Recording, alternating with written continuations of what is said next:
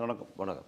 2 முக்கியமான நிகழ்வுகளை பற்றி பேசணும். தமிழ்நாட்டில் நடந்த ஒரு அரசியல் நிகழ்வு, இந்திய அளவில் நடந்த ஒரு அரசியல் நிகழ்வு. அது வந்து ஒரு மத நிகழ்வாக சொல்ல முடியாது, அரசியல் நிகழ்வாக சொல்ல முடியும். குறிப்பாக ராமர் கோயில் திறப்பு விழா, தமிழ்நாட்டில் நடந்த திமுக இளைஞர் அணியினுடைய 2வது மாநில மாநாடு, மாநில உரிமை மீட்பு மாநாடுங்கிற தலைப்பில் நடந்தது.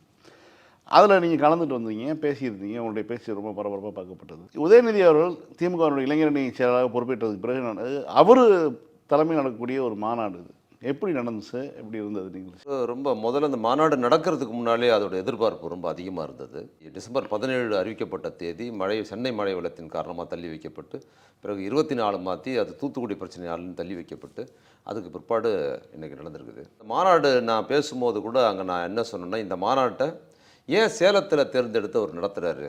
எவ்வளோ நகரங்கள் இருக்குது தமிழ்நாட்டில், ஏன் இங்கே தேர்ந்தெடுத்து நடத்துறாருன்னா, இந்த மாநில உரிமையை அடகு வச்ச ஒரு ஊர் சேலத்தில் தான் இருக்குது, அவங்களுக்கு உரைக்கட்டோங்கிறதுக்காக தான் இதை நடத்துகிறாரு அப்படின்னு நான் அதை சொன்னேன். அதை நான் வெறும் அவர் இளைஞரணி செயலாளர் கவனத்தை என் பக்கம் ஈர்ப்பதற்காகவோ, அங்கே இருக்கிற ஆடியன்ஸை என் பக்கம் ஈர்ப்பதற்காகவும் நான் அதை நான் சொல்லலை. அதுதான் உண்மையும் கூட. ஏன்னா அந்த அவர் வச்சிருக்கிற மாநில உரிமை மீட்பு அப்படிங்கிறது, கடந்த ஆட்சியில் இவங்க மாநில உரிமையை கொண்டு போய் அடகு வச்சுட்டு தான் ஆட்சியை நடத்துனாங்க. இப்போ இன்றைக்கி பொறுப்பேற்றதுக்கு பிற்பாடு, திமுக ஆட்சிக்கு வந்ததுக்கு பிற்பாடு, இந்த 2 ஆண்டுகளில் நம்ம சந்திக்கிற பெரும் துயரம் இயற்கை பேரிடரை விட்டுருங்க. மழை வெள்ளம், கொரோனா, இந்த இயற்கை பேரிடரை சமாளிச்சுக்கிட்டே வரும். இதை விட பெரிய துயரம் மாநில உரிமைக்கு எதுவுமே அவங்க கொடுக்கறதில்ல. நம்ம கொடுக்குற பணத்தை அவங்க திருப்பி கொடுக்கறதில்ல. மழை வெள்ளத்தில் மக்கள் செத்துக்கிட்டு இருக்கும்போது அவங்க திருப்பி கொடுக்கறதில்ல. அப்போ திருப்பி முதலமைச்சர் எவ்வளோ கேட்டு பார்த்தாரு. நிதியமைச்சரே அந்த மாநாட்டில் பேசினார், இவ்வளோ நாங்கள் கொடுக்குறோம், இவ்வளோ தான் வருது அப்படிங்கிறத சொன்னார்.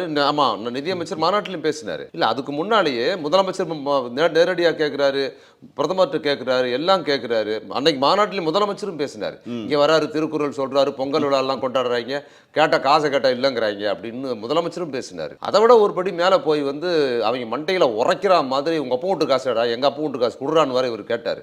அப்படியே அவங்க கொடுக்கலன்னும் போது, இந்த மாநில உரிமை மீட்புங்கிறது அண்ணா ஆரம்பித்து வைத்த மாநில சுயாட்சியோட இன்னொரு வீச்சான ஒரு பெரிய வடிவமாக தான் இளைஞரணி செயலாளர் இளைஞரணி நடத்தியிருக்கிற இந்த மாநாட்டின் வடிவமாக நான் பார்க்குறேன். இந்த மாநாடு எப்படி அதற்கு முன்னால், சட்டசபை தேர்தலுக்கு முன்னால் திருச்சியில் நடந்த மாநாடு, சிறுகாவூர் மாநாடு ஒரு திமுகவின் சட்டமன்ற தேர்தலின் வெற்றியை முன்னறிவிக்கிற மாநாடாக அது இருந்துச்சு. ஆமாம், அப்படிதான் இருந்தது. அன்னைக்கு தலைவர் அங்கேயே அறிவிச்சிட்டு வந்தீங்க. அந்த மாநாட்டில் அறிவிச்ச மறுநாள் தலைவர் எனக்கு ஃபோன் பண்ணாங்க, தளபதி ஃபோன் பண்ணி நல்லா பேசுனீங்க அப்படின்னு சொல்லும்போது அதை தான் சொன்னேன். தலைவரை வெற்றி உறுதியாயிடுச்சு, நம்ம அந்த வெற்றி எவ்வளோ பிரம்மாண்டமாக இருக்க போகுதுங்கிறது தான் நமக்கு தெரியுதுன்னு அப்படின்னு நான் சொன்னேன். இந்த மாநாடும் நாடாளுமன்ற தேர்தலின் வெற்றியை முன்னறிவிக்கிற ஒரு மாநாடாக தான் அது நடந்திருக்குது. அதுவும் லட்சக்கணக்கான இளைஞர்கள் கூடுனது, அந்த மாநாடு நடத்த கட்டமைப்பு இருக்குது பார்த்தீங்களா. எப்பவுமே திமுகவோட மாநாட்டில் ஒரு கட்டமைப்பு ஒழுங்கு இருக்கும். தொண்டர்கள் மத்தியில் மாநாடு நடத்துகிற விஷயத்தில் எல்லாத்துலேயுமே ஒரு ஒழுங்கு இருக்கும். அந்த ஒழுங்கு இதுவரைக்கும் இருந்த ஒழுங்குகள் எல்லாத்தையோட இன்னும் சிறப்பான ஒரு கட்டமைப்போடு இந்த மாநாட்டை கட்டமைச்சிருந்த ஒரு முக்கியமான விஷயம். இன்னொன்று, வந்தவங்களுக்கு கொடுக்கப்பட்ட உணவு. போன முறை அதிமுக மாநாடு மதுரையில் நடந்த போது அந்த தொண்டர்கள் அவங்க எவ்வளோ கேவலமாக ஒரு டுடே புளியம் பிரியாணி, டுமாரோ பிரியாணின்னு கவுண்டமணி படத்தில் உள்ளன் பிரியாணின்னு அது மாதிரி அவங்க புளியோதரையை போட்டு மக்கள் அந்த புளியோதரை ஒன்றும் இது மட்டமானு கூட, அது சாப்பிட்றவங்க மக்கள் எவ்வளோ பேர் வர்றாங்களோ அவங்களுக்கு ஒரு கவனத்தோட செய்யப்பட்ட புளியோதரையாக இல்லாமல் எங்கேருந்தோ கும்பலுக்கு வராங்க, எதையோ ஒன்று கலரி குப்பமேடு மாதிரி ஆக்கி அந்த மக்களை சாப்பிட முடியாமல் அங்கே கொட்டிட்டு போன அவலத்திலாம் நம்ம பார்த்தோம். அதிமுக நான் எப்போவுமே போன ஆட்சியிலையும் சொல்லுவேன், அதிமுக பற்றி எப்பவும் நான் சொல்கிறதுன்னா, அதிமுக தமிழ் மக்களுக்கு எதிரானது, திமுகவுக்கு எதிரானது விட்டுருங்க. அதிமுக தொண்டர்களுக்கு எதிரானது. அதோட பேஸே அதுதான். அதிமுக அந்த தொண்டர்களுக்கு, ஓட்டு போட்ட தொண்டர்களுக்கு அது எப்பவுமே உண்மையாக இருக்காது, மரியாதையை நடத்தாது என்பதை எடப்பாடி கடைசியாக நடத்துகிற மதுரை மாநாடு ஒரு உதாரணம். இந்த மாநாடு அவ்வளவு சிறப்பாக நீங்கள் அங்கே கொடுக்கப்பட்ட உணவு மட்டும் இல்லை, வந்தவங்களை ரிசீவ் பண்ணி அவங்க சுதந்திரமாக தங்கிறதுக்கான இடம், அவங்க டேபிளில் உக்காந்துட்டாங்கன்னா எழுந்து போகாமல் அவங்க இருக்கிற மாதிரி அவங்களுக்கு குடி தண்ணீர், பிஸ்கெட் பாக்கெட் இதெல்லாம் போட்டு ஒரு பையில் அவங்க பக்கத்தில் பைங்கிறது பிளாஸ்டிக் பையில், ஒரு துணி பையில் போட்டு இந்த சூழலில் சார்ந்தெல்லாம் அந்த கட்டுக்கோப்போட நடத்துனது ஒரு சிறப்பானது. இதெல்லாம் போனதுக்கு பிற்பாடு என்ன சொல்கிறாங்க, அங்கே மக்கள் பிரியாணியெல்லாம் தூக்கிட்டு போகிறது, வீடியோ எடுத்து தண்ணி பாட்டில் தூக்கிட்டு போகிறது, இதான் உங்கள் மாநாடு லட்சணமானு கேட்குறாங்க. அவன் மாநாடுங்க, அவன் மாநாட்டு, அவன் கட்சிக்காரன் பணம், அவன் கட்சிக்காரன் தண்ணி பாட்டில் அவன் வீட்டுக்கு எடுத்துகிட்டு போகிறான், கட்சி அனுமதி செய்து. இது என்ன, அது ஊராமட்டு காசு எடுத்துகிட்டு போகிறாங்க. நீங்கள் கொலை அடிச்சுக்கிட்டு எங்கேயாவது ராஜீவ்காந்தி கொலை என்னப்போ திமுக வீட்டில் போட்டு திருநீங்களா, அதிமுக மற்றவங்கள சேர்ந்து, அது மாதிரி படமா அது மாநாடு? அவங்க மாநாடு, இளைஞரணியும் திமுக தொண்டல் நடத்துகிற மாநாடு. அங்கே மீந்து போகிற தண்ணி பாட்டிலும் அங்கே மீந்து போன உணவும் என்பது அவன் வீட்டுக்கு கொண்டு போகிறான். அவன் அப்போ விட்டு பணம், அது உன் அப்போ விட்டு பணமா அது, அவன் வீட்டுக்கு கொண்டு போகிறான். கட்சி அப்படிதான், மாநாடு அப்படிதான் முடிவு பண்ணாங்க. எல்லாத்துக்கும் மட்டன் பிரியாணி, சிக்கன் கொடுத்து எல்லாம் பண்ணிருக்காரு. எங்களுக்கு கூட சிறப்பு பேச்சாளர்கள், மந்திரிகளுக்கு எல்லாம் கூட சைவ உணவு என்ன கிடைச்சதோ அதுதான் நாங்க சாப்பிட்டோம்.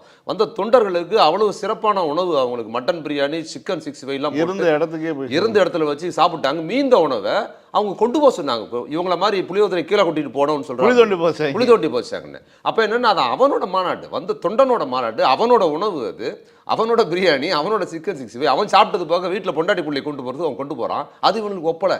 இதுதான் மாநாடின் லட்சணமா? தண்ணி பாட்டில் எடுத்துகிட்டு போகிறாங்க, அப்புறம் பிரியாணியை தூக்கிட்டு போகிறாங்க அப்படின்னு போடுறாங்கன்னா வைத்தறிச்சல். கட்சி சொல்லி தான் எடுத்துகிட்டு போய் வீட்டுக்கு எடுத்துகிட்டு போய் கொடுங்கன்னு வீடு கொண்டு போய் கொடுக்குறாங்கிறதா இது.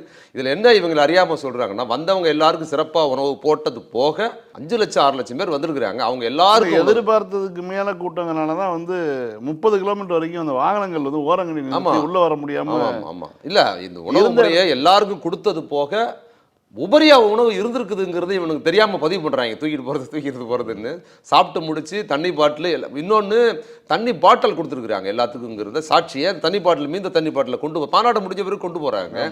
அப்படி தான் தயார் பண்ணது.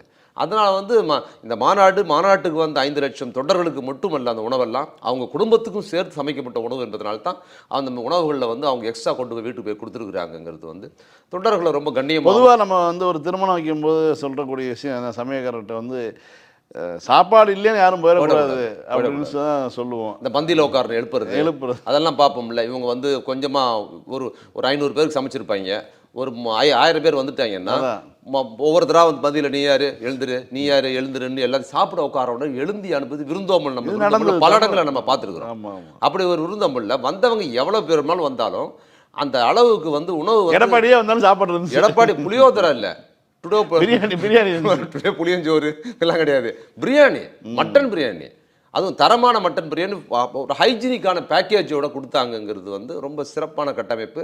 தொண்டர்களை மையமிட்டு தொண்டர்களை தொந்தரவு பண்ணாமல் தொண்டர்களை கௌரவமாக நடத்தி அனுப்பணுங்கிறதுக்காக கட்டமைக்கப்பட்டது. அதனால் உட்கார்ற இருக்கைகள் எல்லாத்துக்கும் சிறப்பான இருக்கைகள், ரொம்ப சிறப்பாக அதை கட்டமைச்சிருந்தாங்க.